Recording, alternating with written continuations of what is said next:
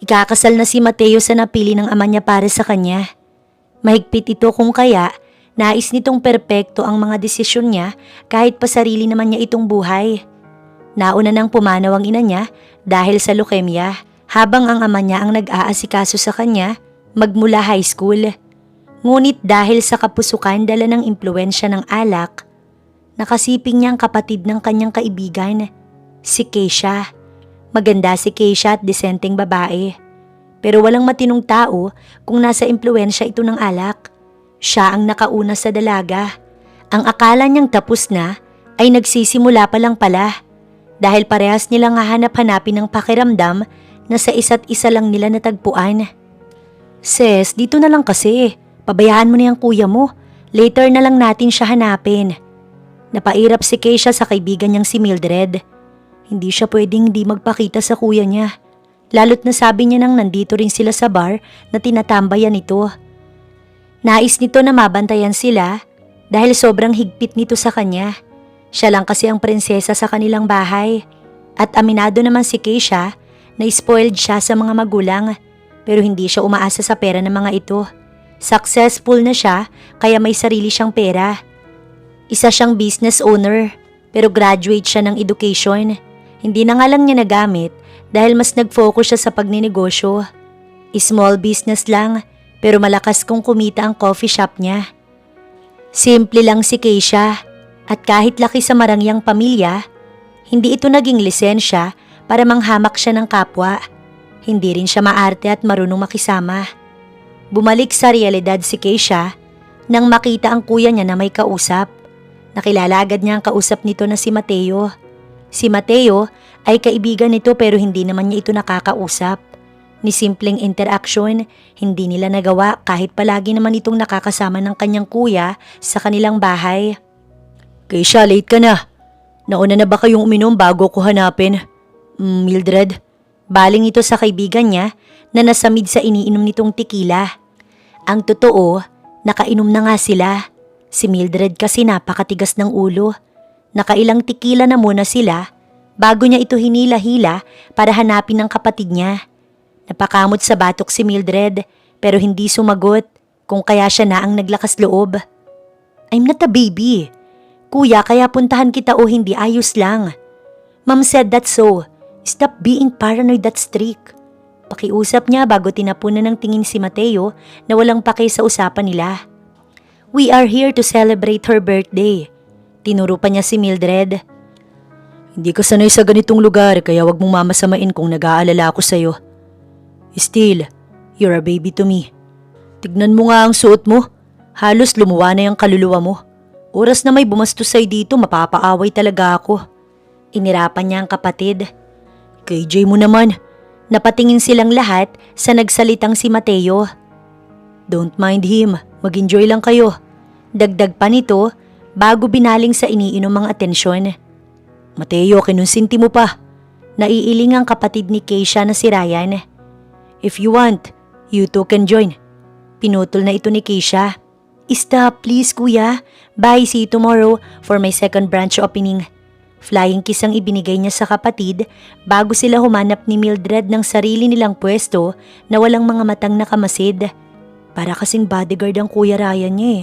Naiirita si Keisha kaya mas gusto niyang sa iba pumwesto. Ses, let's drink and be drunk, sigaw ni Mildred. Natawa na lamang siya bago kinuha ang tequila na hawak nito. Birthday lang kasi talaga nito, pero kung siya lang ang masusunod, ayaw talaga niya sa ganitong klase ng lugar. Wala siyang hilig sa pag-iinom o sa mga ganitong party. Let's dance! Nahihilo na si Keisha nang hilahin siya ni Mildred patungo sa dance floor. Nakailang alak na rin kasi sila at talaga namang tinamaan na siya. Para siyang papel na hinila nito at nagpatianod naman siya. Dahil malakas na ang loob niya, go with the flow naman si Keisha. Sinabayan niya ang kaibigan niya hanggang sa may lumapit sa kanilang gwapong lalaki. Nais niya itong makasayaw kaya ang gaganyang kaibigan, itinulak siya dito. I'm interested. Anas ng lalaki na makalapit sa kanya. Pwedeng malaman kung anong number mo. Hinapit pa nito ang bewang niya pero nailang si Keisha. Dahil kahit nasa impluwensya siya ng alak, alam pa rin niyang nangyayari at nais na ipabatid ng lalaki. Bastos ito para sa kanya dahil wala itong permiso at mas lalong hindi niya ito kakilala. Hindi rin ito ang tipo niyang lalaki kahit pa nasa tamang edad na siya para gawin ang bagay na iyon. Gusto ko lang mag-enjoy, that's it. Inalis niya ang kamay nito sa kanyang bewang. Bakit naman? Hinabol pa siya nito. Balak na sana niyang puntahan ng kapatid niya pero hinawakan siya sa braso ng lalaki. We're not done here, woman. Pwedeng sumabay ka na lang at huwag mag-inarte. Ano ba? Nagulat na rin si Mildred at balak na sanang umawat nang bigla na lamang bumagsak ang makulit na lalaki dahil sa suntok ni Mateo. Nagulat silang dalawa ni Mildred at nanigas sa kinatatayuan. Lasing na si Ryan, kaya pinauwi ko na sakay ng taxi. Pero binili niya kayo sa akin. Walang emosyong wika nito bago siya hinawakan sa kamay. Go home, dagdag pa nito. Mildred, ikukuha kita ng taxi. Wika nito nang bumaling sa kanyang kaibigan. Tumango naman si Mildred na takot din sa aura ni Mateo. Si Keisha ay tinangay ni Mateo nang maikuha ng taxi ang kaibigan at masigurado nilang makakauwi na ito ng ligtas. Bakit mo ba ako isasama? Sana sumabay na ako kay Mildred. Inis niyang reklamo, kaya naman napahinto si Mateo upang tumitig sa kanya. Let's be clear here. Sinuri muna siya nito ng tingin. Unang-una, lasing ka na hindi mo man aminin. Pangalawa, binilin ka sa akin ng kapatid mo na kaibigan ko. And lastly, nabastos ka na dahil careless ka. So sa tingin mo pababayaan pa kitang umuwi ng mag-isa? Besides, malayo ang bahay ni Mildred. Iba ang direksyon ninyong dalawa. Kaya kinuha ko na lang siya ng taxi para maihatid kita sa bahay ninyo. Paliwanag ni Mateo, pero hindi nagbabago ang reaksyon ng mukha nito. Para itong emoji na walang emosyon. I can handle myself.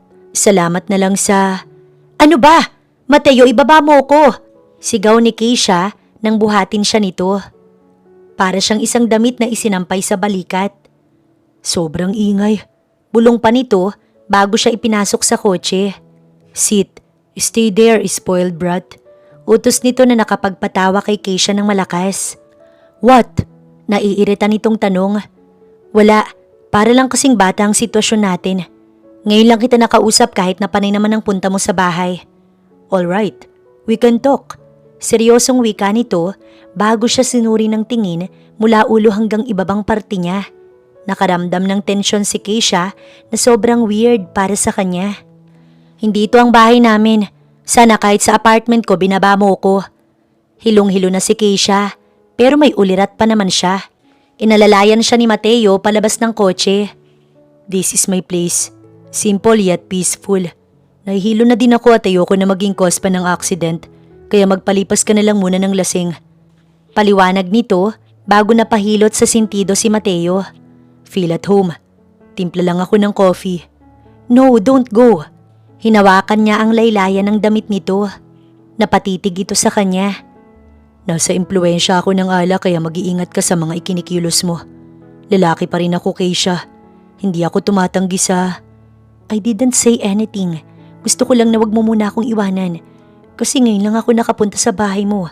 I don't feel safe. As long as I'm here, siguradong safe ka.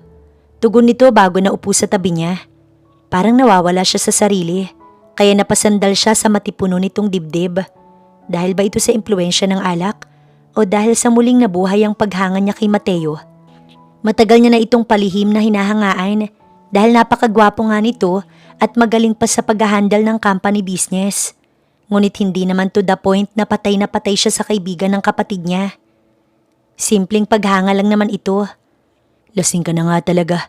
Lumayo ito sa kanya. Bakit ka lumayo? Hindi kita pinapalayo. Umupo siya sa hita nito. Now you can't. Napangiti siya habang namumungay ang mata. For sure, ganito ka sa iba. Ayaw mo bang pumatol sa akin? Why? Dahil kapatid ako ni Kuya Ryan? Natawa si Keisha na nawala na sa sarili.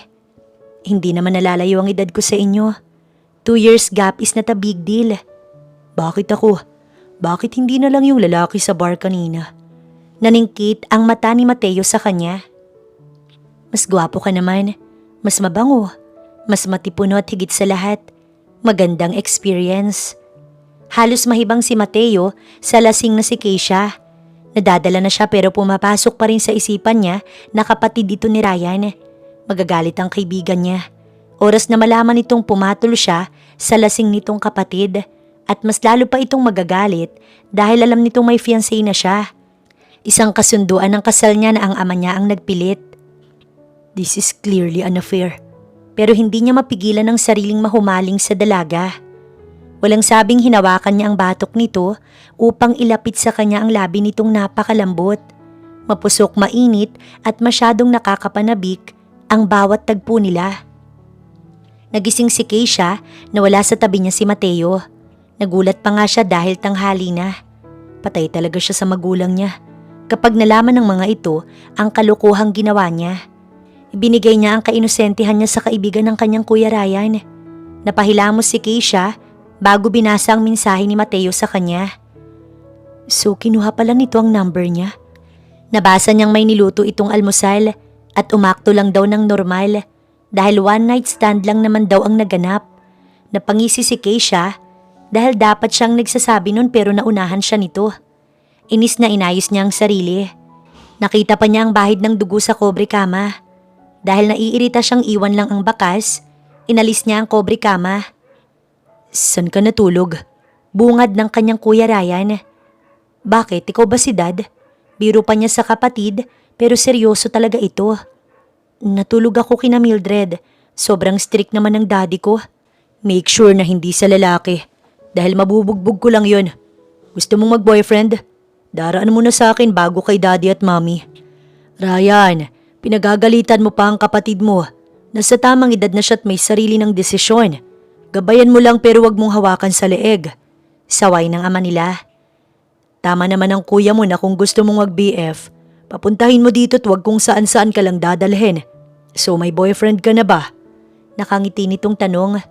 Dad, wala pa po. Don't worry, kayo ang unang makakaalam pag may BF na ako.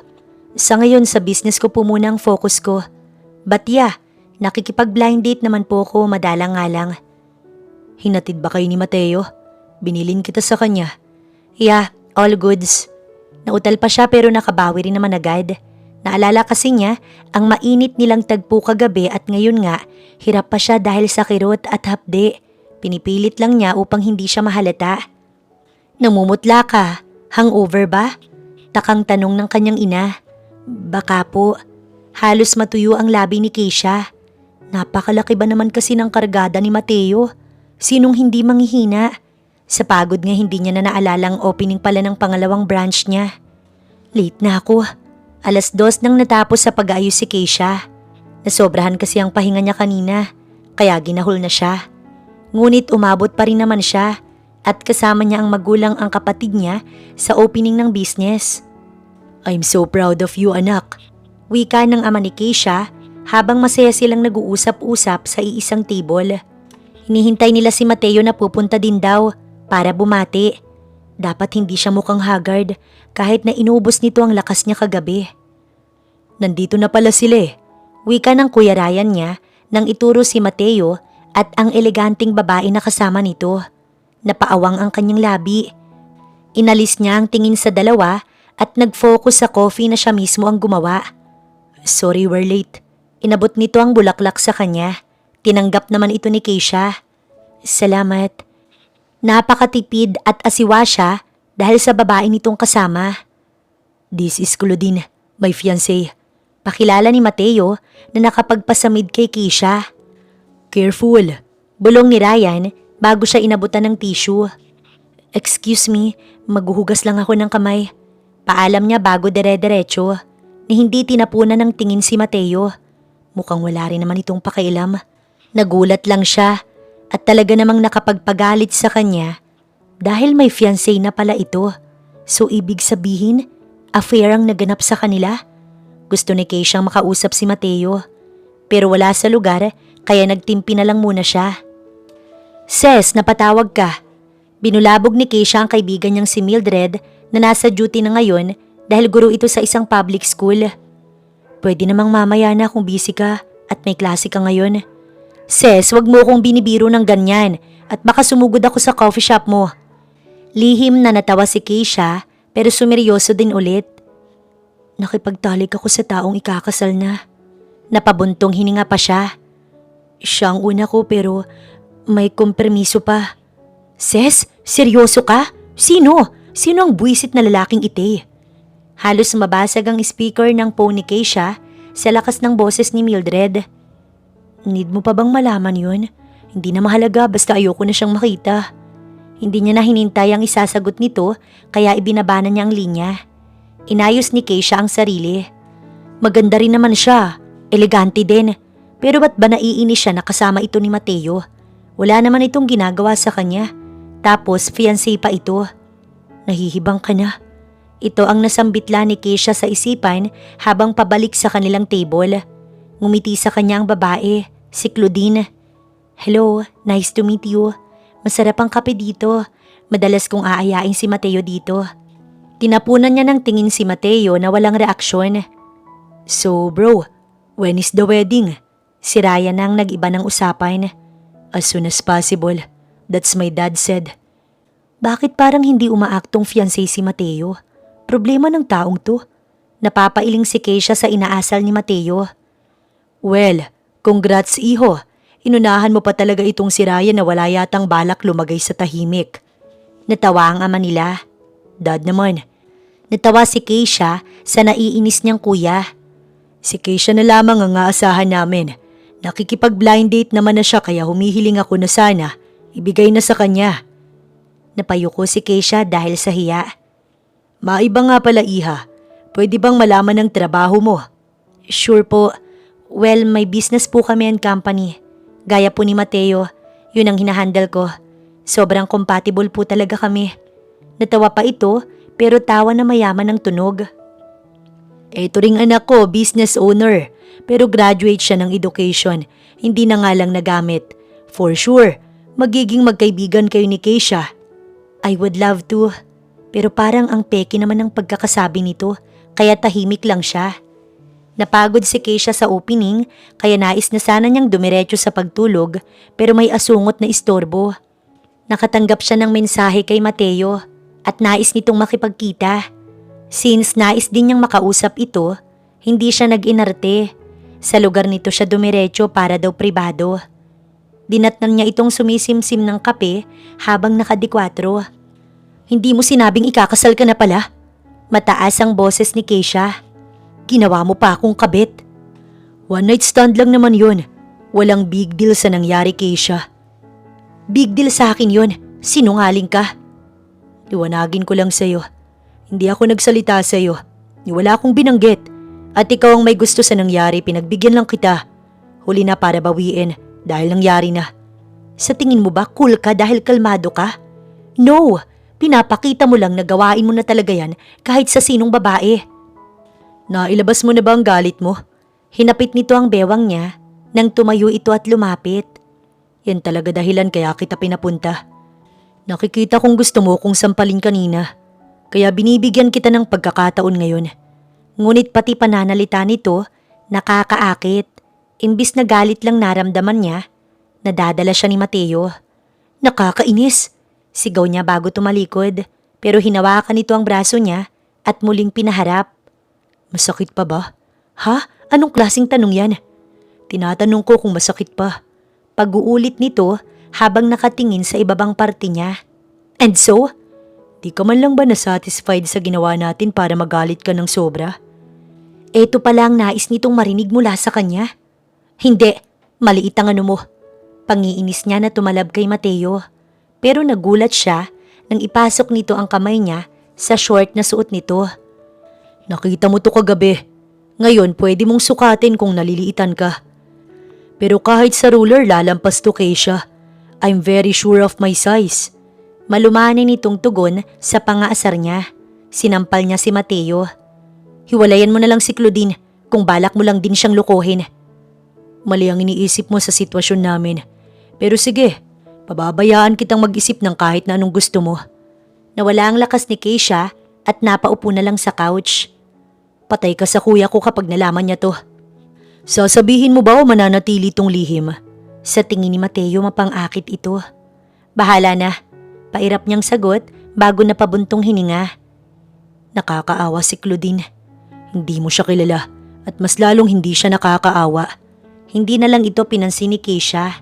Umuwi na rin siya, 1 oras lang ang kanyang pinalipas. Habang si Mateo, natatawa dahil kahit nagagalit ang dalaga, napakaganda pa rin. Gusto lang talaga niya itong makita ngayon, kaya gumawa siya ng dahilan. Hindi naman talaga nakaplano na isama si Claudine, pero bida-bida ito, kaya gumawa ito ng paraan para makasama. Ipinipilit nito ang sarili sa kanya kahit hindi naman niya ito gusto. At malinaw ang usapan nila na kahit ikasal sila, wala silang magiging pake sa desisyon ng bawat isa. That's why hindi siya mapipigilan kung ano man ang kanyang nais. Gusto lang naman ng ama niya na maging asawa niya si Claudine para sa imahe nito at alam ni Claudine yun. Nakauwi naman ng maayos si Keisha. Mainit ang ulo niya kanina, pero ngayon ay nawala na. Bakit ba lumalambot siya sa kaibigan ng kuya niya? Keisha, pwede bang makisuyo na samahan mo si Mateo sa Sabado? May pinapakisuyo kasi ko't kailangan ko. Pero hindi ako makakasama kasi alam mo naman sa trabaho ko walang oras ang magpahinga. Pumayag na siya tapos sabi ko, ipapasama kita kasi nakakahiya namang mag-isa siya. Bakit ba nangyayari to sa akin? Nauntog pa si Keisha dahil sa pagtakbo niya. Nakahiga siya habang tulala. Sinilip siya ni Ryan habang nakangiwi dahil nagkaroon siya ng bukol. Baliw. Sambit pa nito habang pigil ang tawa. He told you to come for dinner. Yet you're still here keeping yourself busy kahit na hindi naman talaga. Tapatin mo na kasi ang daddy mo na ayaw mo sa akin. Bakit ba pinapahirapan mo pa siya? Hindi pinapansin ni Mateo ang madaldal na si Claudine. Pinuntahan lang siya nito para pagsalitaan ng kung ano-ano na hindi naman siya interesado. So ano? Pati ako parang hangin na sayo? Inis pa itong napairap. Claudine, pwedeng manahimik ka. Nakakairita ka. Lumayas ka na kung ganyan lang ang gagawin mo dito sa opisina ko. At para lang malinaw sa'yo, bago mo pa sinabi yan, sa tingin mo ba talaga hindi ko yan sinabi sa daddy ko? Ang labo mo kasi eh. Saan ba ako naging malabo? Pinaliwanag ko sa'yo ang rules ko. Hindi mo ko paghihimasukan sa mga desisyon o kahit anong gawin ko. Dala mo lang ang apelyido ko dahil sa utos ng daddy ko. That's it. Role mo lang na pagandahin ang imahe niya. And you know that, right? Hindi pa rin nagbabago ang ekspresyon na ibinibigay ni Mateo kay Claudine. Napakasama ng ugali mo. Sa tingin mo ba may magmamahal pa sa'yo? Mateo, ako lang ang nakakatiis sa ugali mo. Mayabang nasabi pa ni Claudine. Tandaan mo, ako lang. Mariing dugtong pa nito bago inis na lumabas sa kanyang opisina. Napahilot sa sintido si Mateo bago nagdial sa telepono upang tawagan ang kanyang ama. Ilang sandali lang ay sumagot na ito. Who's this? Dad? Oh, what's the problem? I'm in the middle of something. Call me. Mabilis lang to. Gusto ko lang sabihin na pwede bang wag mong pinapapunta si Claudine sa opisina ko? Iniistorbo niya ako sa oras ng trabaho ko. Sinabi kong ayaw ko sa kanya, di ba? Tiisin niyang trato ko. Wala akong dapat ipakisama dahil desisyon ninyong dalawang magaganap na kasal. Nagagalit ka sa ginagawa ko para sa'yo? Yes, never akong umasa ng pera sa inyo. Really? Natawa pa ito. Obligasyon mo bilang ama na suportahan ako. Pero wala kang karapatan na hawakan ako sa leeg. Hindi ako utu-utu o tanga. Ayoko lang mapahiya ka. Pero kung patuloy mo kong didiktahan, makikita mo ang tigas ng ulo ko.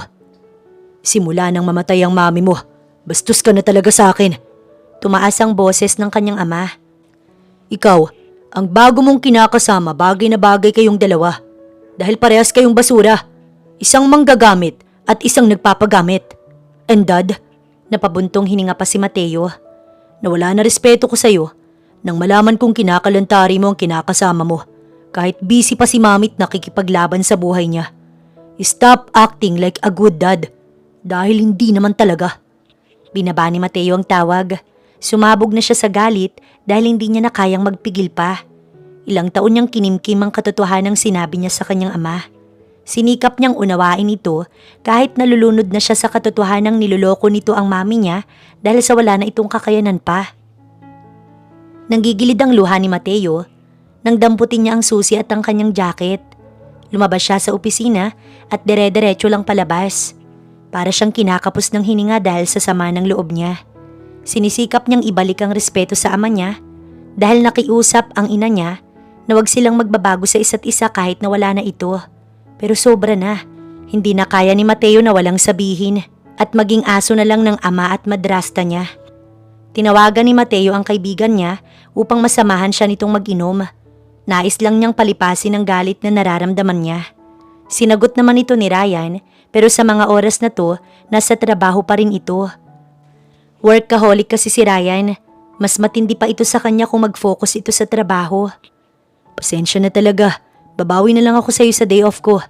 Suntok sa buwan ng day off mo. Kaya hindi ko yan naasahan. Sige na, nakaistorbo pa ako. Nakailan na rin si Mateo kaya tinabla na siya ng pagkalasing.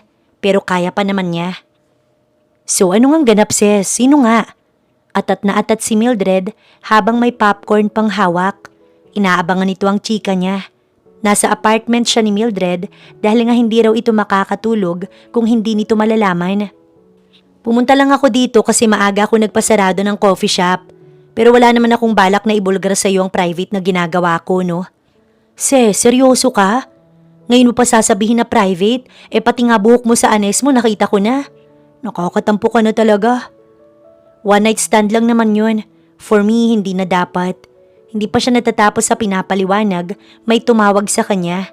Sinagot niya ito nang makitang si Mateo ang tumatawag. Lumayo pa nga siya dahil iniingatan niyang hindi malaman ng kahit na sino. What? Inis pa niyang tanong. Are you busy? Nasa bar ako sa tambayan namin ni Ryan. Mahinahon pero halatang lasing ito. And? Iniisip ko lang na baka pumunta ka. Never mind. Hindi na dapat ako tumawag. Hintayin mo ko. Tugon niya bago binaba ang tawag. Mildred, pasensya na. Next time na lang natin pag-usapan. I need to go. Why? Problema ba? Go kung emergency naman. Naiintindihan itong sagot. Ngumiti lang siya bago lumabas na. Dala naman niya ang kotse niya, kaya hindi siya namumroblema sa papunta. Hinagilap ng mata ni Keisha kung saan ba pwesto ni Mateo. Nakita niya ito sa madilim na parte at umiinom pa rin ito kahit lasing na. Inagaw niya ang baso nitong hawak. Papakamatay ka ba? Sana hindi mo ko tinawagan kung yun ang gagawin mo. At bakit ako pa? Sana si Claudine na lang. I'm here because... Natigilan ito. Maupo ka, sabayan mo kong uminom. Ipagmamaneho na kita. Inaya niya na ito. Sumunod naman ito pero gegewang-gewang na talaga ito. Kaya kahit naiinis, inalalayan niya ito palabas. Hinatid niya ito sa bahay nito at inasikaso. Wala itong kibo nang maiupo niya sa kama. Sa susunod, drink moderately. Sermon pa niya bago sana aalis nang pigilan siya nito. I think I need you tonight. Wika nito bago siya hinilapahiga sa kama at agad inibabawan. Eto na naman, mauulit na naman ang nangyari sa kanila na hindi naman dapat talaga naganap. Ngunit sa pag-ibabaw ni Mateo sa kanya, may kung anong pumigil sa kanya naman laban. Nalunod ba siya sa halik ni Mateo? O hinahanap-hanap din naman talaga niya ang ganitong pakiramdam? Sumabay si Keisha sa init na naramdaman niya. Mapusok na naman ang bawat tagpo. At paniguradong bukas, hirap na naman siyang makalakad dahil sa malaking alaga ni Mateo. Nagising si Mateo bandang 2:00. Nakita niyang magandang si Keisha. Tanda ni Mateo ang nangyari. Ginusto lang talaga niya na maulit dahil kahit anong pagtataboy niya sa kanyang isipan, hindi niya maiwaksi. Imbis na si Claudine na fiancé niya ang kanyang hanapin, si Keisha ang laman ng kanyang isip. Anong oras na? Gising na rin pala ito. Maaga pa matulog ka lang. Hindi ka nalasing? Uuwi na ako. Hindi ako pwedeng tanghaliin. Baka ano nang isipin ni Kuya Ryan kung panay akong inuumaga. Nasabi niya ba sa'yo na kasama kita sa Sabado? Para sa pinapakuha niya? Tanong pa ni Mateo habang sinusuot ang kanyang mga gamit. Oo, pero bakit kailangan pa ako? Hindi ba pwedeng ikaw na lang o kaya si Claudine na lang? Ganito na lang ba ang setup natin, Mateo? So, fubo mo na pala ako ngayon? Tandaan mo, ikakasal ka na. Bakit ayaw mo ba? Sana pinigilan mo ko kung ayaw mo. Simpleng sagot ni Mateo. Hindi ito kumibo. Dinampot na nito ang bag at ang susi na nasa side table. Uuwi na ako. Tawagan mo ko kung kailangan mo ko. Mali na nga ginagawa natin tapos tingin mo pa sa akin mahilig. Pinapainit mo ang ulo ko. Hindi yun ang ibig kong sabihin. Pwede mo kong tawagan anytime kung kailangan mo ng tulong. Tila ba napahiya ito? Napangiti na lamang si Mateo bago bumalik na sa loob ng bahay niya nang makaalis na ang dalaga. Puyat si Keisha kaya naman ang isip niya ay lumilipad. Naiwan pa yata sa bahay ni Mateo ang isip niya kahit nasa coffee shop naman na siya. Napapailing-iling siya bago inaayos ang sarili. Dumating ang araw ng Sabado. Sinundo siya ni Mateo sa bahay nila upang makasama sa inuutos ni Ryan na kailangan nilang kuhanin. Pinasadya pa daw kasi ito ni Ryan upang ipangregalo sa ikakasal nitong katrabaho. Wala na raw oras kung ito pa ang kukuha dahil abala naman ito sa trabahong hindi maiwan-iwan. Seatbelt mo. Puna ni Mateo bago nito binuhay ang makina ng kotse.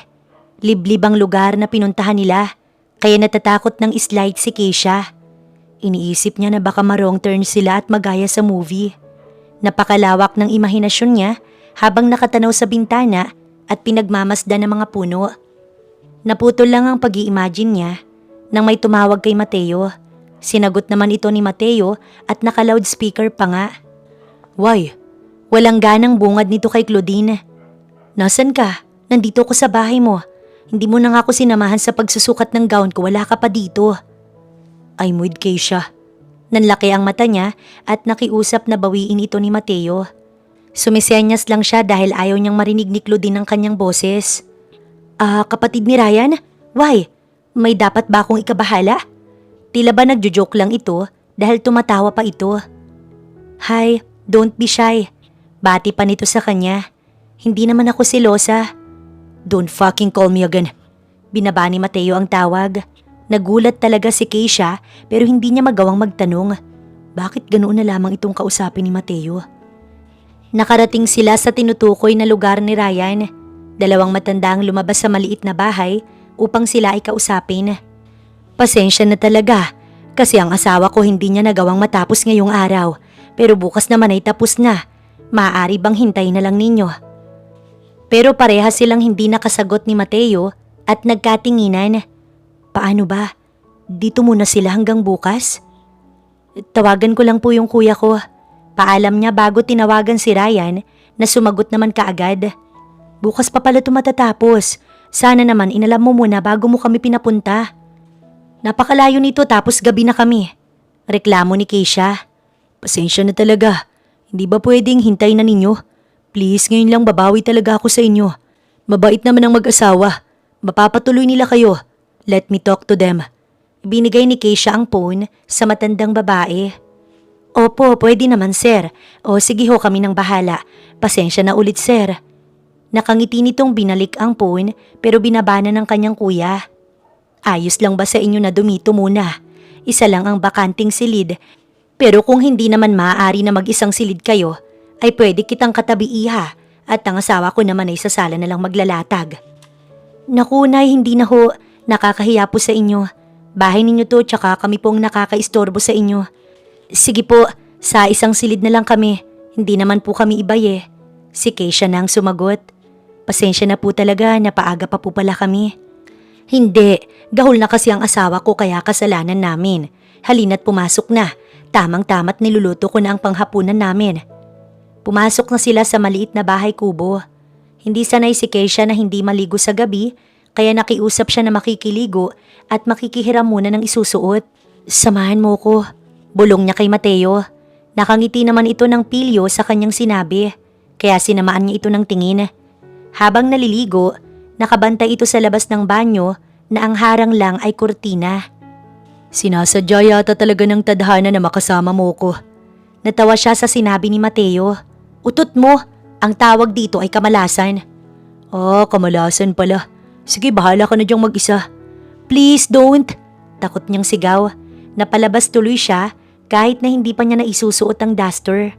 Sinuri ni Mateo ang kabuuan niya. Bastos ka rin talaga no? Napakahilig mo.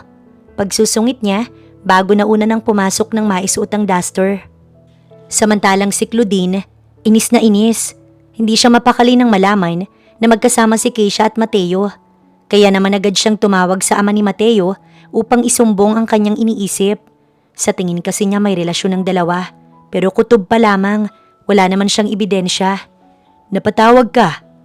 Tito, sa tingin ko, may ibang gusto si Mateo at kasama niya yun palagi. Ngayon nga, kasama na naman po niya to. Inis niyang sumbong. Hindi ba't ayos lang naman sa iyo ang sitwasyon ninyo? Nais mo lang naman siyang pakasalan, di ba? Matigas ang ulo niya, kaya wala na akong maisip na hakbang. Pero kung magmamatigas siya, idadamay ko ang babaeng tinutukoy mo. Napangisi si Claudine. But tito, don't worry, kasi hindi ako makakapayag. Hindi po ako magpapatalo sa babaeng yun. Very good, iha. Ilalabas na ni Claudine ang tinatago niyang ugali, lalo at si Mateo ang pinag-uusapan. Habang si Keisha at Mateo naman, masayang nakisalo sa mag-asawang matanda. Gulay ang ulam pero napakasarap ng luto, kaya naman magana silang dalawa. Maaari bang itanong kung magkasintahan kayo? Parehas nagulat si Keisha at Mateo. Napatingin pa nga siya kay Mateo na nag-focus lang sa pagkain. Hindi po. Ay pasensya na, napagkamalan ko pa kayong magkasintahan. Madaldal talaga ako masyado. Pasensya na talaga. Wala ho yun. Sa silid ay dalawa na lamang sila. Walang kibo ang bawat isa dahil wala rin naman silang magiging topic. Hindi rin naman akma na pati dito sa maliit na kubo, magsiping pa sila. Inaantok ka na ba? Tanong bigla niya kay Mateo. Nakaramdam kasi siya ng bagot kaya napilitan siya itong kausapin. Why? Simple nitong tanong. Wala naman. Curious lang ako sa inyo ni Claudine. Bakit mo siya sinabihan ng ganoon? Hindi ba't ikakasal ka na sa kanya? Sana naman, igalang at mahalin mo siya kung hindi mo kayang maging loyal. Wala akong dapat na ipaliwanag sa'yo. Wala naman akong sinabing magpaliwanag ka. Sinasabi ko lang to kasi babae rin ako, kaya alam ko ang pakiramdam niya. Nagigilty ka? Oo, sobra. Hindi ako pinalaki ng magulang ko para maging parausan at maging sabit sa relasyon ng iba. Hindi ako mapapatawad ni Kuya Ryan. Napabuntong hininga pa si Keisha. One night affair na nagtuloy-tuloy. Hindi na tama. Pero hindi ko na rin alam bakit hindi ko matanggihan. Hindi kumibo si Mateo. Wala itong sinagot sa kanyang mga sinabi. Naalala bigla ni Keisha na wala na nga palang ina si Mateo. Narinig lang niya isang beses sa Kuya Ryan niya habang kinakausap ito ng kanilang mga magulang. Nakakaramdam naman siya ng guilt kapag sinusungitan ito. Pero nakakainis naman kasi talaga si Mateo. Si Claudine. Hindi ko siya gusto. Nagulat si Keisha sa inamin ni Mateo. Hindi mo gusto pero pakakasalan mo? Takang-taka siya. Long story. Komplikado kaya mas okay na wala kang alam sa sitwasyon namin. Gusto pa sana niyang magtanong pero sinaway na siya nito at sinabi ng matulog. Ipinikit na ni Keisha ang mga mata niya. Pero ilang sandali lang, naramdaman niya ang pagyakap ni Mateo. Hindi niya na ito pinansin. Hanggang sa lumalim na ang kanilang pagtulog. Ngunit nagising siya nang makarinig ng pag-iyak. Sinuri niya si Mateo na mukhang binabangungot. Luhaan ito ng magising. Sa awa ni Keisha, niyakap niya ito upang pakalmahin. Ayos lang, walang masamang mangyayari sa'yo. Wika pa niya habang hinihimas ang likod nito. Ilang sandali pa ay nagsalita na ito. Masamang panaginip lang. Bumalik ka na sa pagtulog, pasensya na. Tumango na lamang siya rito. Maagang gumising si Keisha upang tumulong sa paghahanda ng almusal. Tanghali lang daw ay makakauwi na sila. Nakatanggap rin ng text si Keisha mula sa manager ng coffee shop niya. Ngunit hindi pa siya makakapunta agad dahil sa abalang ginawa ng kanyang Kuya Ryan. Maayos naman silang nakauwi. Dahil may oras pa naman, agad siyang nag-ayos para makapunta sa coffee shop. Ipinaliwanag ng manager ang mga naging problema kanina. Dahil sa kulang na gamit kung kaya, pinangako niya na bukas, agad niya itong bibilhin. Maraming tao kaya naman buhay na buhay ang business niya. Napaawang lang ang labi niya nang mahagip ng mata niya si Claudine na palapit sa kanya. Hindi peke ang ngiting ibinigay niya rito, pero nagtaas lang ito ng kilay sa kanya. Happy ka na naman? Sarkastiko nitong tanong. May dahilan ba para malungkot ako? Tanong din naman niya. So buong gabi mong kasama ang fiancé ko? Akala ko pa naman iba ka. Proud na proud pang magulang mo sa'yo. Education tinapos mo, pero bakit parang hindi mo na-apply sa sarili mo ang mga natutunan mo? Amazing. Iniinsulto siya nito pero walang iskandalong naganap at hindi siya pumatol. Sa tingin ko, dapat si Mateo ang kinakausap mo, hindi ako. There's a reason kung bakit kami magkasama kahapon. Ngunit sa tingin ko, hindi mo yun paniniwalaan. So para malinawan ka, siya na lang ang kausapin mo. Bakit sa fiancé ko pa kung pwede mo namang ipakamot sa iba ang nangangati sa'yo? Hindi ka daw niya mahal. Pagkakitong natawa. So sinabi niya sa'yo na kasunduan lang ang kasal namin? Dinaldal niya sa'yo yun? Wait, kasunduan? Wala siyang alam. Hindi naman sinabi ni Mateo. Si Claudine mismo ang nagsiwalat sa kanya. Ngayon alam na niya kung bakit ganoon na lamang umasta si Mateo. Tandaan mo, sa akin lang siya. Kasunduan man ang dahilan ng pagpapakasal namin. Napakakapal ng mukha mo. Umalis ka na. Ito na lamang ang sinabi niya upang hindi na lumala pa. Isisiwalat ko ang kalandian mo kapag hindi mo siya tinigilan. Banta pa ni Claudine. Wala kaming relasyon. Umalis ka na bago pa kita ipakaladkad. Umalis na si Claudine. Halos mawalan siya ng hininga ng magbanta ito. Masasaktan ng magulang niya kapag nalaman ng mga ito. Napabuntong hininga si Keisha bago tinawagan si Mateo pero hindi ito sumasagot. Iniwanan na lamang niya ito ng mensahe upang malaman nito na nais niyang makipagkita mamaya. Alas 7 na nabasa at nakita ni Mateo ang mga mensahe at missed calls ni Keisha sa kanya dahil abala siya sa meeting kanina. Ayon dito, kailangan daw nilang magkita. Pero walang ibang detalye kung bakit ito bigla ang nais makipagkita. Pilyo pa nga siyang napangiti dahil iniisip niya na gumagawa lang ito ng paraan para siya ay makita. Bagay na ikinakatuwa ng puso ni Mateo. Dinampot niya na ang kanyang susi bago lumabas na. Dumiretso siya sa bahay niya dahil dito nais makipagkita ni Keisha. At pagdating niya, alam niyang nauna na sa kanya ang dalaga dahil nakaparada na ang kotse nito sa labas. Busy ako kanina kaya late kong nabasa ang mga mensahe mo. Paupo pa lang sana siya nang magsalita na ito ng pagalit at seryoso. Napakunot ang noo ni Mateo sa inasal nito. Pero mas inuna niya itong pakinggan. Galing sa coffee shop ko ang fiancé mo. Nalaman kong kasunduan lang ang namamagitan sa inyo. Pero wala naman akong pakialam sa rason nyo eh. Nadadawit na ako pati ang pamilya ko. Oo, aminado kung malaki ang kasalanan ko lalo't hinayaan kitang gawin sa akin yun. At ang one night affair natin, nasundan pa ng nasundan. Para bang napakahirap na tuloy ko mawala dahil naging kampante na ako sa'yo. Nakakainis tong sitwasyon na to, Mateo. Pagak pa itong tumawa. Let's end this dahil kung madadawit lang ang pamilya ko sa kapabayaan at kahihiyan na ginagawa ko, wag na lang, Mateo. Besides, kasunduan man ang namamagitan sa inyo, affair pa rin na matatawag ang punyetang sitwasyon na to. Sana kausapin mo si Claudine na tigilan na ako dahil wala na akong balak na makisawsaw pa sa inyo. Tumalikod na ito pero may nakalimutan pa yata ito kaya muli itong humarap. At isa pa, pwede bang pag-isipan mo ng mabuti ang desisyon mo? Hindi mo naman mahal si Claudine pero bakit itutuloy mo pa? Imbis na lokohin mo ang sarili mo, mas magandang itama mo to. Hindi mo kailanman madidiktahan ng puso. Makakasakit lang tayo kapag pinagpatuloy natin to. Tila ba sinaksak si Mateo sa sinabi ni Keisha. Ngunit hindi niya ito hinayaang umalis. Hinapit niya ang bewang nito at niyakap. Sabi mo kampante ka na sa akin pero bakit aalis ka? Tigilan mo na to, Mateo. Matigas ang tugon ni Keisha. Ngunit mahigpit niya itong hawak at ayaw nang pakawalan pa. If you stay, paninindigan ko na tong sitwasyon natin. Ngunit kung gusto mo na talagang lumayo, wala akong magagawa kundi igalang. Sa sinabi ni Mateo, talaga namang nagulat si Keisha. Hindi niya alam ang sasabihin niya o isasagot dito. Pero isa lang ang nais ng puso niya. Iyon ay ang mag-stay kasama si Mateo.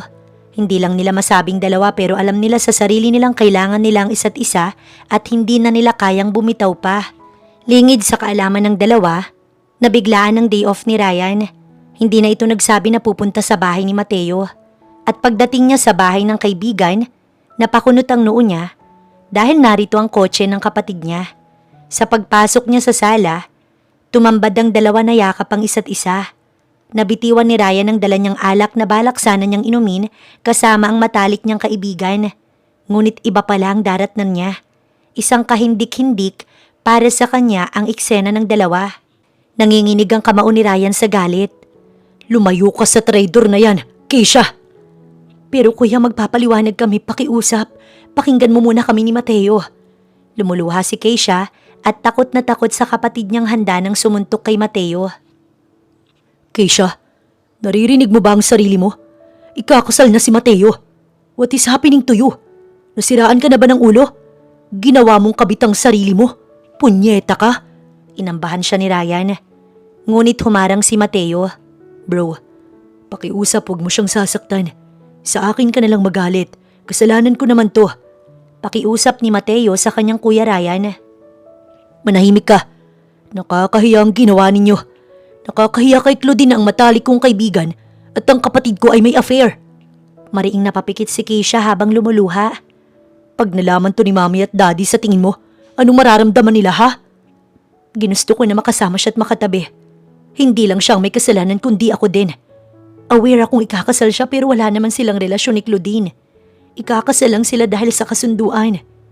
Hindi na nakapagpigil si Keisha. What? Wala kayong relasyon ni Claudine? Tumango si Mateo sa kuya niya habang siya'y nanginginig pa rin sa takot. Desisyon ni Daddy na magpakasal ako kay Claudine. Ito ang napili niya dahil perpekto daw ito para sa imahe niya at sa business ko. Aware si Claudine sa sitwasyon namin at ayos lang daw sa kanya.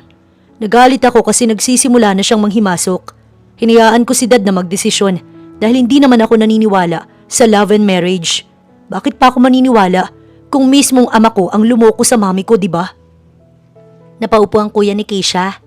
Nakikinig lang ito kay Mateo na pinapaliwanag ang sitwasyon. Akala ko kaya pang ibalik ang nawala akong respeto sa kanya kung magiging magkasundo kami. Ngunit nagpatong-patong lang ang sakit sa puso ko. At isa pa, binago ni Keisha ang isip ko. Napasulyap sa kanya si Mateo pero agad din naman itong binawi ang tingin. Pero kahit na anong paliwanag mo sa akin, hindi pa rin tamang galawin mo ang kapatid ko. May pahintulot man niya. Sana inayos mo muna ang sitwasyon bago ninyo pinag-isipan ulit ang namamagitan sa inyo. Mateo, matalik kitang kaibigan. Pero ibang usapan pag kapatid ko nang nabanggit. Yeah, sorry. Umuwi ka na, Keisha. At ayoko malalaman na nakikipagkita ka pa ulit kay Mateo. Ayokong ilagay sa sitwasyon ng kapatid ko na siya lang din ang masasaktan at mapapahamak. Pag-isipan mo kung magagawa mong maayos ang sitwasyon ninyo ni Claudine dahil hindi ako makakapayag na maging kabit ang kapatid ko. Nauunawaan ko. Bumaling sa kanya si Mateo. Hindi mo kailangang manatili. Espesyal ang mga araw na nakasama kita. Matagal na kitang pinagmamasdan pero dahil kapatid ka ni Ryan, kaya pinigilan ko ang sarili ko. Ngayon ko lang napagtanto kung anong pakiramdam ng may minahal. Pinaramdam mo yun sa akin. Hinagkan siya ni Mateo sa noo. Ayaw sanang umalis ni Keisha pero kailangan nilang itama muna ang sitwasyon. 2 araw ang nakalipas. Matapos ang pagkakabuko sa kanila ng kapatid niyang si Ryan, ay hindi na sila nito nakapag-usap. Hindi rin sila nagpapansinan kahit na sa iisang bubong sila nakatira. Galit pa rin ito pero wala naman itong sinabi sa kanilang mga magulang. Nararamdaman niyang pinoprotektahan pa rin siya ng kanyang kuya. Sa 2 araw na yun, walang maayos na tulog si Keisha hanggang ngayon. Malimit din siyang kumain dahil wala siyang gana. Inaalala kasi niya si Mateo na kahit hindi nito sabihin, alam niya at nararamdaman niyang nahihirapan ito. Lalo pa ngayon, nakalaban nito ang ama nito at si Claudine. Tapos wala man lang siya sa tabi nito para sana mapagaan ang araw nito. Ngunit kailangan muna nilang iwasan ang isa't isa.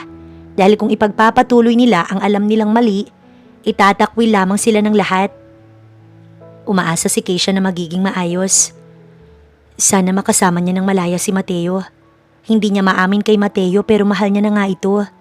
Dati pa niya ito hinahangaan, mas lumalim lang dahil sa nangyari sa kanila. Ilang araw ka ng ganyan. Napukaw ang atensyon ni Keisha sa malalim na pag-iisip. Napatitig siya sa kaibigan niya bago napabuntong hininga. Ses, wala kang sinasabing problema pero halatado sa ekspresyon mo. Mildred, si Mateo ang lalaking tinutukoy ko. Nasamid ito sa iniinom nitong kape. Dahil sa biglaan niyang inamin. Sino ka mo? Si Mateo. Siya ang pinagsukuan ko ng sarili ko at ng puso ko. Mildred, husgahan mo na ako, mauunawaan ko. Baliw, ba't naman ganyan kang manalita? Hindi kita ito tolerate pero wala naman ako sa posisyon para husgahan ka. Hindi ako Diyos. Tao lang ako. Mali kami, mali ako. Mali ang sitwasyon na kinasadlakan namin. Sana pinigilan ko una pa lang. Pero ginusto ko rin naman eh. Hindi ko alam ang buong kwento eh. Naiinis ako sa'yo, oo, kasi pumatol ka sa taong ikakasal na. Sabit ay sabit. There's no excuses for that. Pero itinama naman, di ba? Sabihin mo sa akin itinatama ninyo ang sitwasyon. Si Claudine hindi niya mahal. Wala silang relasyon, kundi isang kasunduan na ama ni Mateo ang nagdesisyon. Pinayagan ito ni Mateo. Dahil hindi siya naniniwala sa love at marriage. Para sa kanya walang espesyal sa mga ito. Ngunit ang namagitan sa amin ay espesyal para sa kanya. Sabi pa niya binago ko yung iniisip niya. OMG, he's in love with you. And you're in love too. Hinaan mo naman ang boses mo. Saway niya sa kaibigan. Pero nalaman ni Kuya Ryan, that's why we need to fix the problem first bago kami magdesisyon ulit kung ano ba talaga kami para sa isa't isa. Pag-iisipan daw ni Kuya pag maayos na ang sitwasyon. Naniniwala naman ako na ako ang pipiliin ni Mateo. Ses, iba ka. Happy ako na happy ang heart mo dahil may minamahal ka na. But still, need mo munang maayos. Payo nito bago siya niyakap. Gumaan kahit papaano ang pakiramdam ni Keisha. Pero ang pag-aalala, hindi nawaglit sa kanyang puso. Hinihintay niya ang pagtawag man lang ni Mateo upang mawala ang kanyang takot. 7:00 pa lang nakauwi na siya. Dinatnan nga niya ang kuya niya na tahimik na nagkakape. Bumati siya sa kanyang ama't ina na natutuwang manood. Hindi mo sinasagot ang tawag ko. Saan ka na naman ba galing? Pagod ako kuya at isa pa. Sobrang busy ko sa shop. Wala akong oras para mag-cellphone. Oo nga naman Ryan. Sang-ayon ng kanyang ama bago muling binalik sa TV ang atensyon. Matigas ba talaga ang ulo mo? Pinoprotektahan lang kita. Tumaas ang boses nito. Nagulat ang kanilang mga magulang. Gets ko naman yun kuya pero sobra ka na. Sobra kang nakakasakal. Hindi mo man lang ako pinaniniwalaan kahit na nagsasabi naman ako ng totoo. Paano pa ako maniniwala sa'yo ha? Nauunawaan ko ang galit mo. Pero naisip mo man lang ba na kamustahin ang kaibigan mo? Matindi ang pinagdaraanan niya noon pa man. Sana man lang bilang kaibigan dinamayan mo. Oo, mali na kung mali. Pero bakit tinalikuran mo siya? Bakit sinisisi mo lahat sa kanya kahit na parehas naman kami? Sobrang nag-aalala ko kasi 2 araw na siyang hindi tumatawag sa akin. Ni sumagot sa text ko wala. Pati ba naman yun hindi niya pwedeng gawin? Walang nangyari sa kanila. Walang relasyon. Pure business lang. Dahil sa makasarili niyang ama. Is that enough para mapatunayan sa'yo na wala naman siyang sabit? Dahil unang-una, hindi naman siya nagdesisyon na magpakasal, kundi ang sakim at walang puso niyang ama. What is going on? Sumali na ang ama nila, habang ang kuya niya ay tahimik. Parang bibigay ang puso ni Keisha sa labis na pag-iyak. Ryan, Keisha, what is going on? Galit na ang kanilang ama habang pinapatahan naman siya ng kanyang ina. May namamagitan sa amin ni Mateo. Ginusto ko't hindi ako pinilit. Mahal ko siya at ipaglalaban ko siya.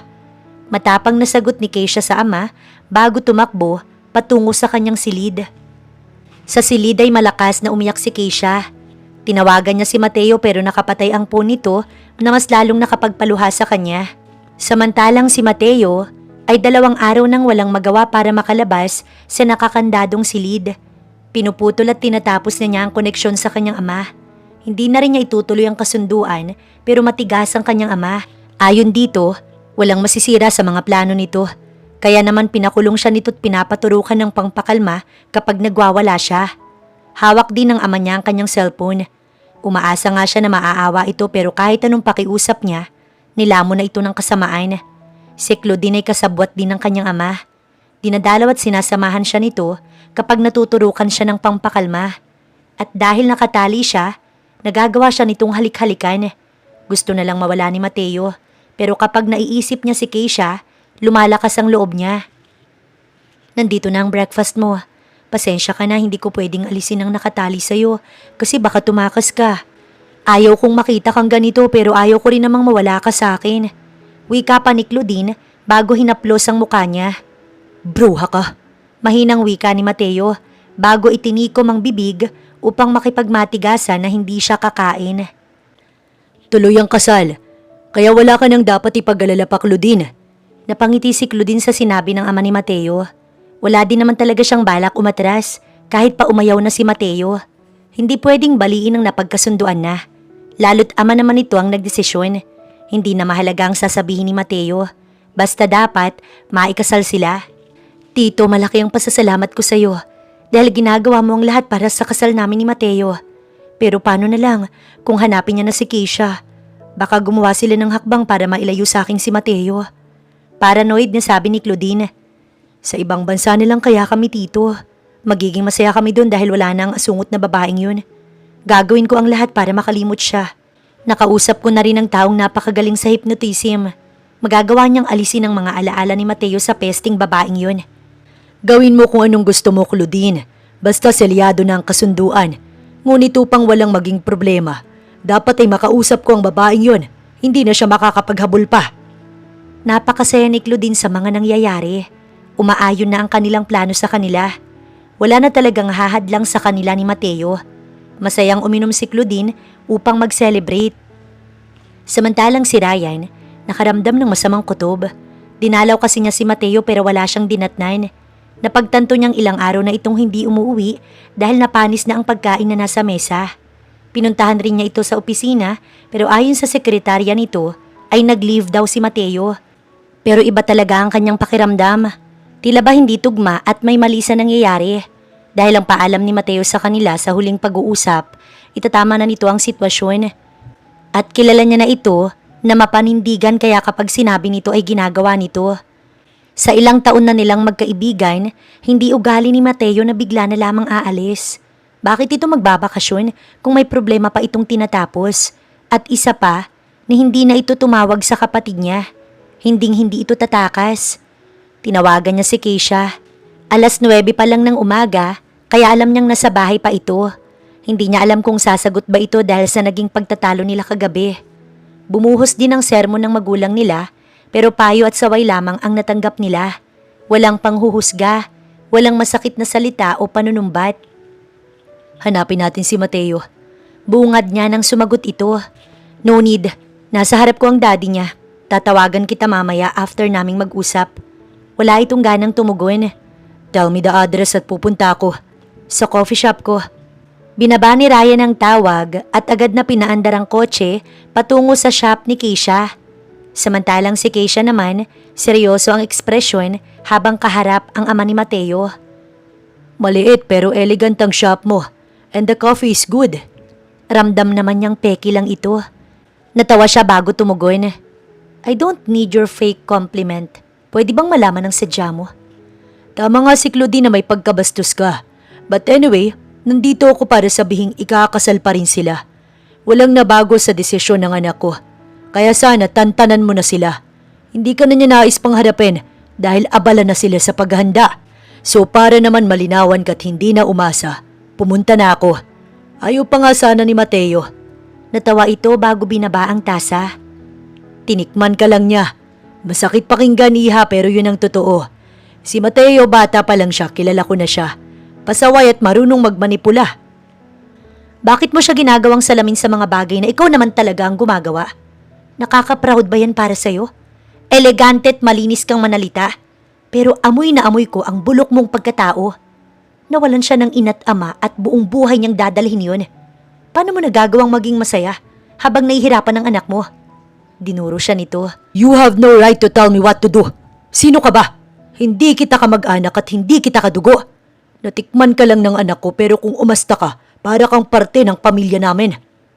Wala kang karapatan na tawagin siyang anak dahil hindi ka naman naging ama sa kanya. Gusto mong paniwalaan ko ang sinasabi mo? Pwes, siya mismo ang kumausap sa akin bago ko manahimik. Ire-report kita kung hindi mo siya maiyaharap sa akin.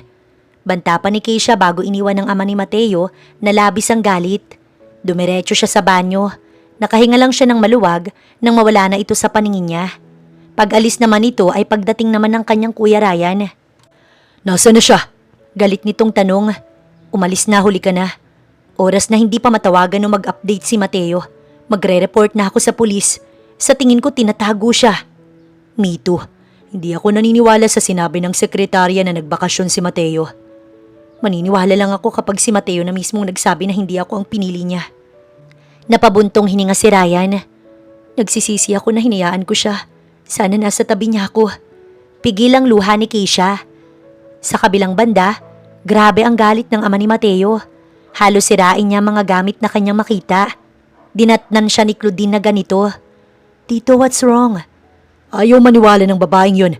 Hinahamon niya ako at binantaan na ire-report sa pulis kapag hindi niya nakausap si Mateo. Matalino siya at hindi basta namamanipula. Claudine, oras na mag-imbestiga ang pulis, masisira ang mga plano. Hindi ako papayag, Tito. Dapat kong turuan ng leksyon ng babaeng yun. Inis na inis si Claudine pero limitado ang pwede nilang gawin dahil malamang nakapag-report na si Keisha. Mahaharang lang sila kung aalis naman na sila tutungo na sa Canada. Maling hakbang yun kaya nga maging siya, hindi alam ang susunod na hakbang. Napabuntong hininga siya bago nagsalita.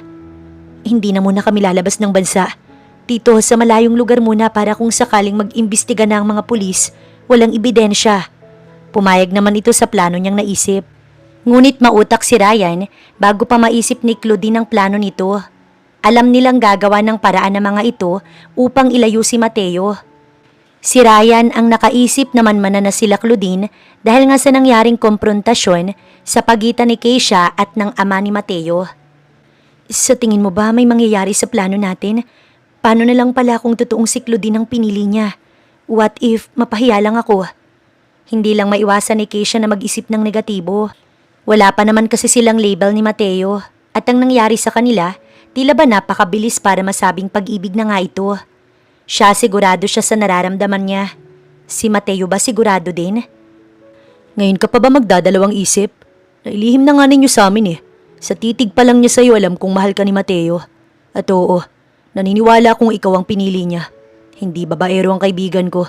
At mas lalong hindi iyon gaya ng iniisip mo.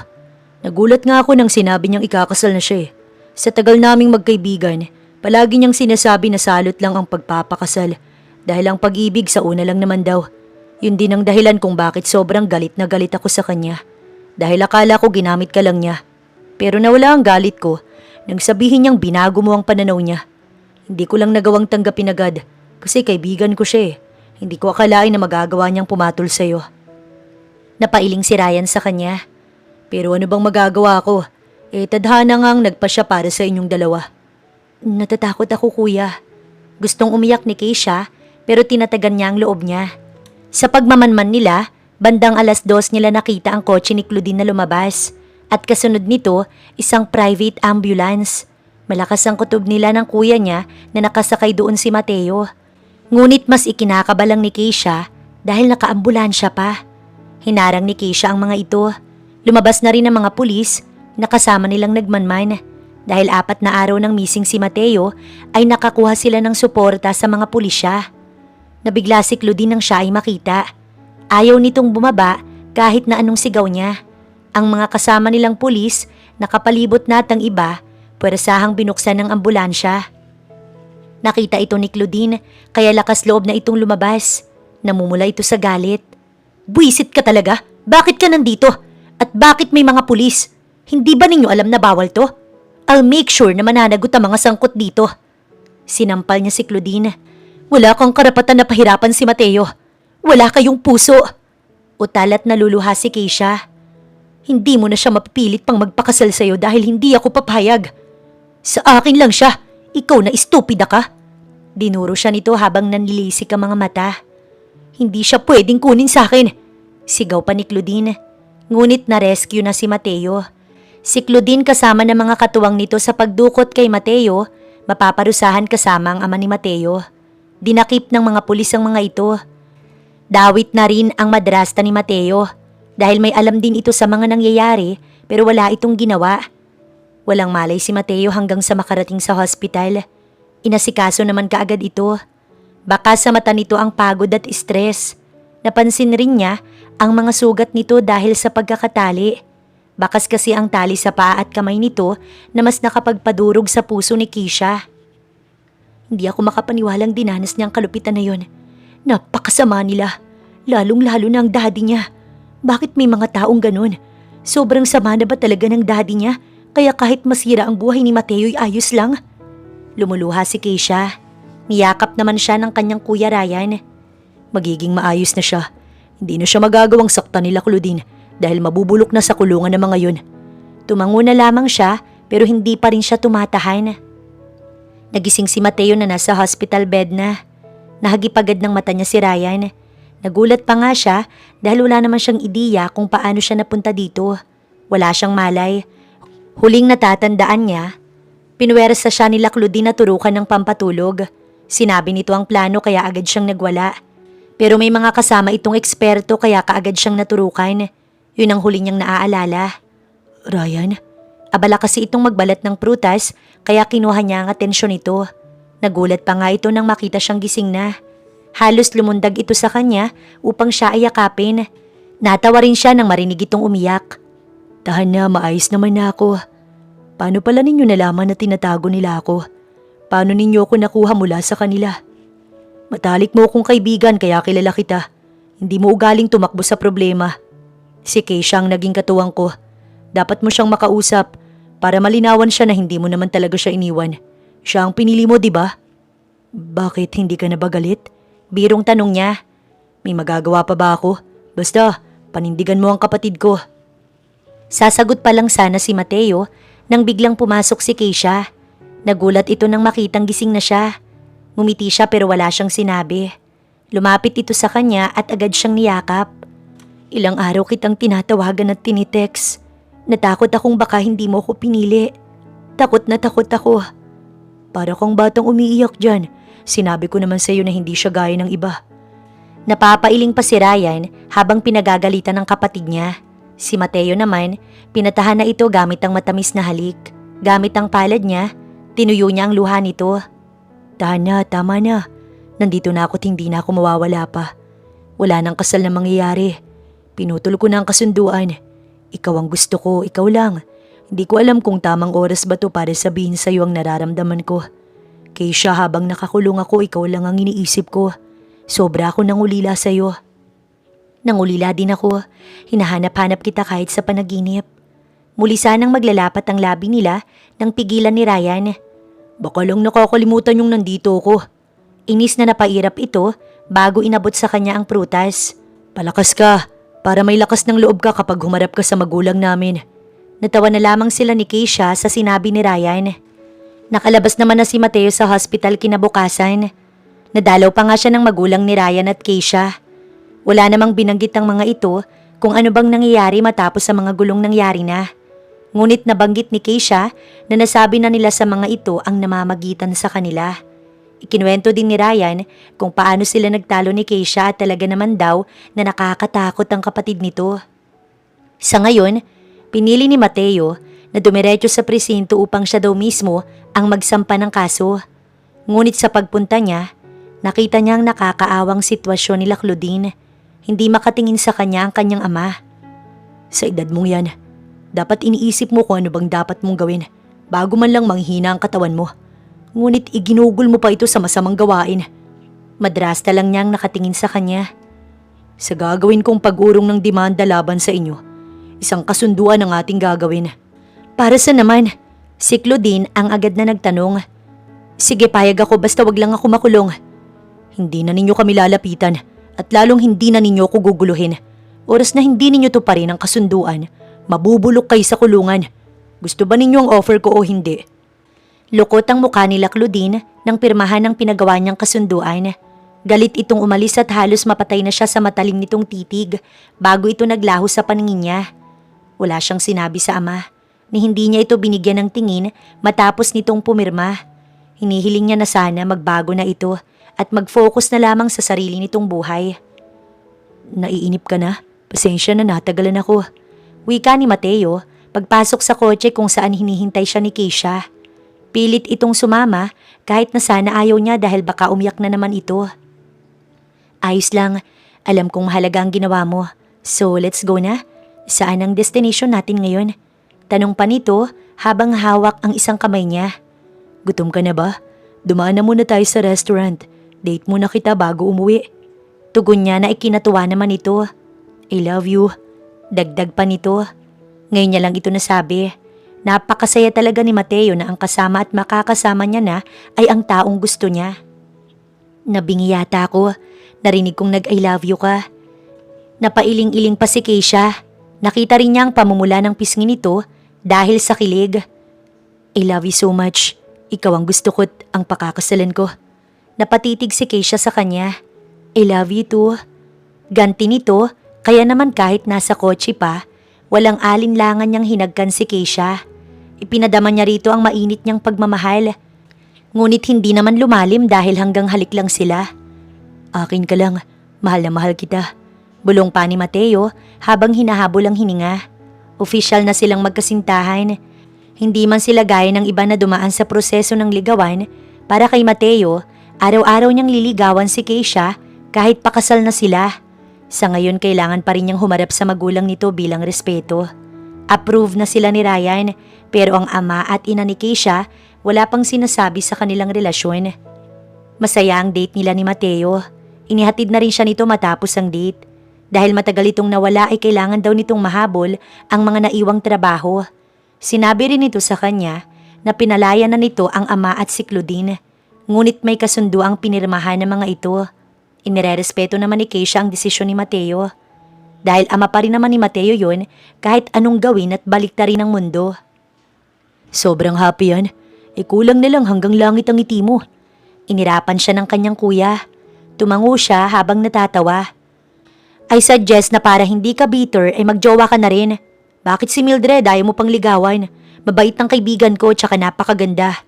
Tantanan mo nga ako sa kalukuhan mo. Hindi kami talo ni Mildred. Hindi ako gaya ni Mateo na pumapatol sa... Napairap ito at hindi na tinuloy. Basta hindi ako magjojowa sa ngayon. So matandang binata ang ending mo. Pabor sa akin yun para taga-alaga kita ng magiging mga anak namin ni Mateo. Ikaw na pasaway ka. Anak agad iniisip mo, hindi pa nga binibigay nila mami and daddy ang basbas. Natahimik sila nang sumulpot ang kanilang mga magulang. Hindi na nila itinuloy ang asaran dahil seryoso ang mga ito pagdating sa usaping pakikipagrelasyon. Iha, how's Mateo? Tanong ng ina niya na may dala pang juice. Maayos naman na po mami, pinakawalan din po niya yung ama niya at si Claudine, pero may kasunduan naman pong pinirmahan. Mabait. Kasi kung sa akin yun nangyari, kahit ama ko pa siya o anak, mabubulok siya sa kulungan. But anyway, si Mateo ba'y balak mong papuntahin dito? Keisha, hindi porkit ayos na ang problema, ay ayos na din sa amin ang relasyon ninyo. Daraan pa din siya sa butas ng karayom. Iset mo kung kailan siya pwede para makausap namin. Bilin ng kanyang ama. Oo naman po daddy, balak po namin. Sa ngayon, inaayos lang po niya yung naiwan niyang trabaho. Handa naman po siyang humarap sa inyo. Nakakatakot ang aura ng ama niya, kaya ingat na ingat si Keisha. Good.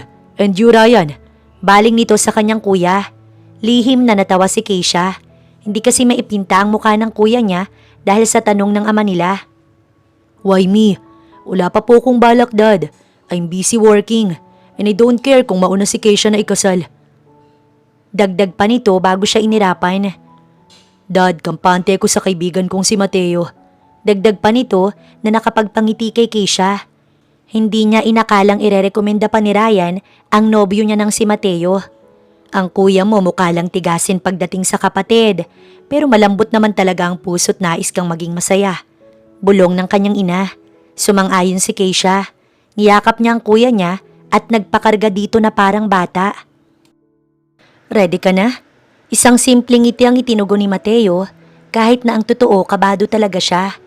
Inayos niya ang sarili bago humakbang papasok sa bahay nila Keisha. Isang matamis na ngiti ang ibinigay niya sa ina nito bago nagmano. Habang sa ama naman ni Keisha, nakipagkamay siya. Sir, magandang umaga po. Seryoso siya nitong tinignan. Maupo ka. Utos nito bago iginawi kay Keisha ang tingin. Siya lang muna ang kakausapin ko. Mamaya ka na. Ipapatawag na lang kita sa mami mo. Napasulyap siya kay Keisha at sumenyas na sundin na lamang nito ang nais ng ama. Si Ryan ay katabi niya at walang kibo. Niayaw rin siyang tingnan. Nararamdaman niyang kinakabahan na rin ito para sa kanya. Maayos na ba iho? Hindi na ba itutuloy ang kasunduan kay Claudine? Wala na ba siyang magiging habol? Ito agad ang itinanong ng ama nila Keisha. Sana'y maunawaan mong kailangan kong masiguro na ang anak ko'y hindi nasasaktan at hindi magiging sabit sa relasyon ng iba. Dagdag pa nito na nauunawaan naman talaga ni Mateo.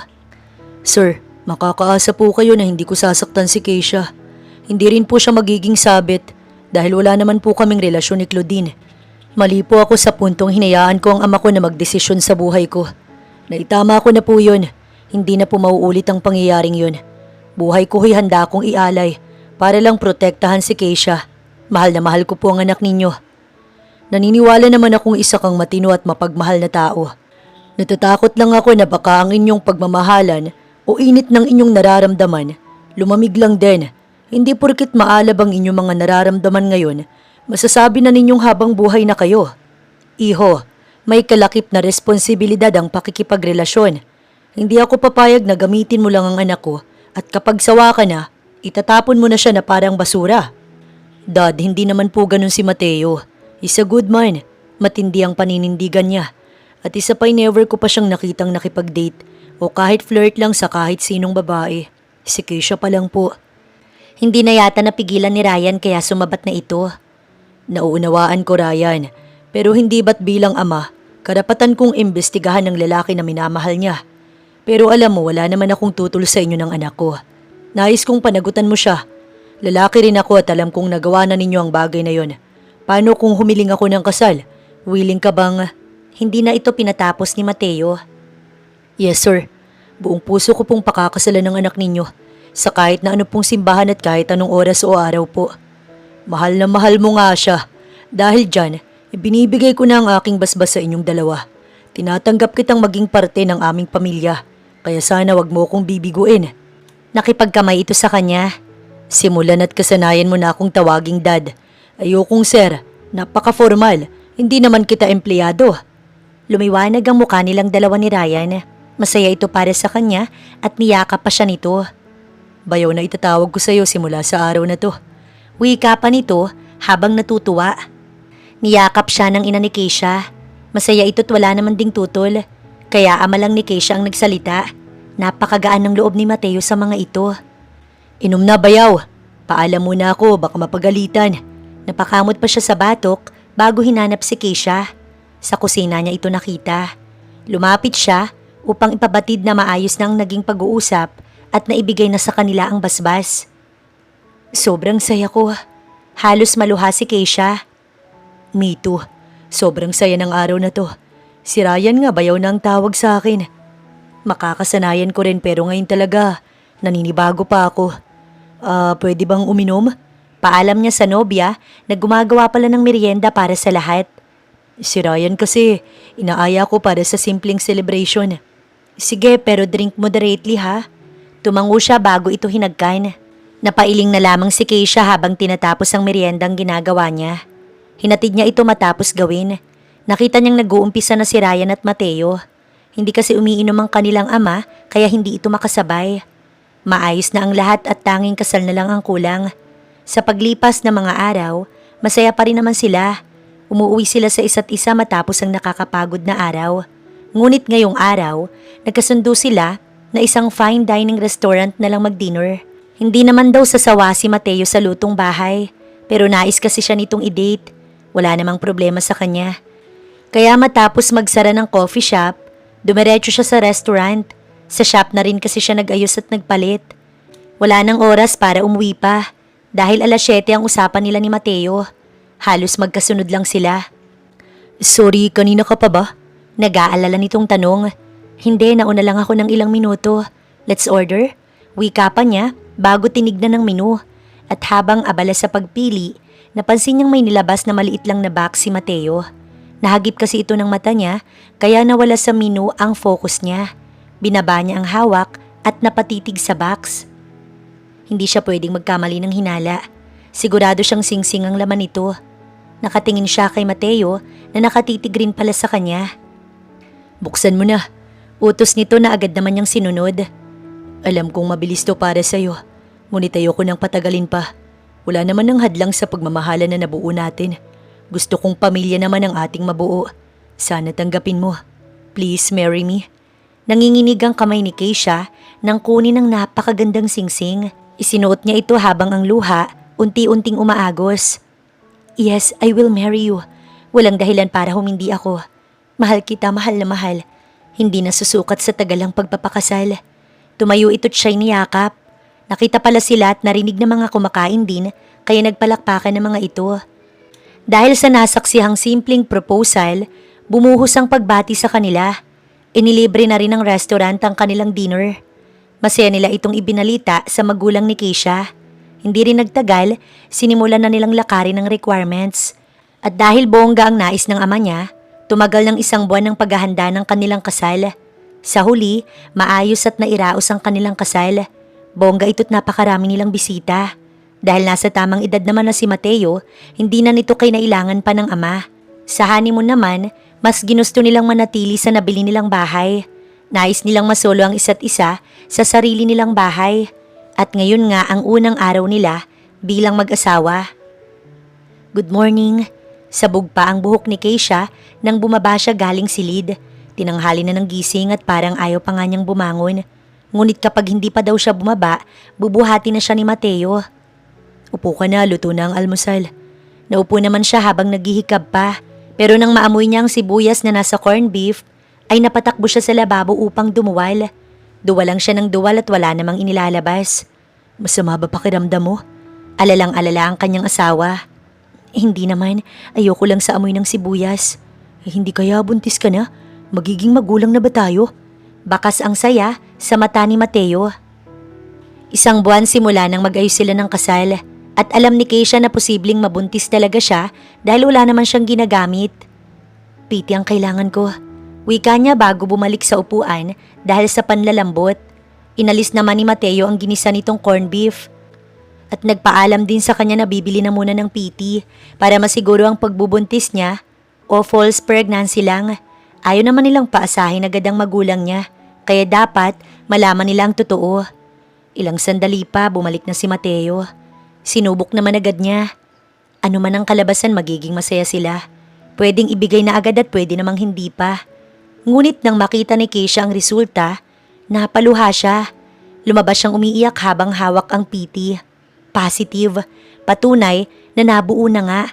Sa tuwa ni Mateo, tinawagan agad nito ang kanyang magulang. Masayang-masaya ito nang ibalitang may aasahan ng apo ang 2 matanda. Narinig naman niya ang pag-iyak ng kanyang ina na nakapagpaiyak din sa kanya. Naiiyak sila sa tuwa dahil ibinigay agad sa kanilang mag-asawa ang napakagandang regalo. Pinatahan na rin siya ni Mateo dahil baka makasama ang pag-iyak niya. Pinakain siya nito ng mga healthy.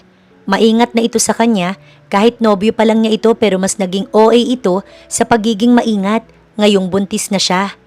Hinihimas nito ang tiyan niya habang siya'y sayang-saya sa pagkain. Hiling ko ang kalusugan ninyo ni baby. Napangiti si Keisha. Pinagmasdan niya ang kanyang asawa at sinabi sa sariling walang sino man ang makapaghihiwalay sa kanila. Mamumuhay silang masaya at mas pagtitibayin pa ang pag-ibig nila para sa isa't isa.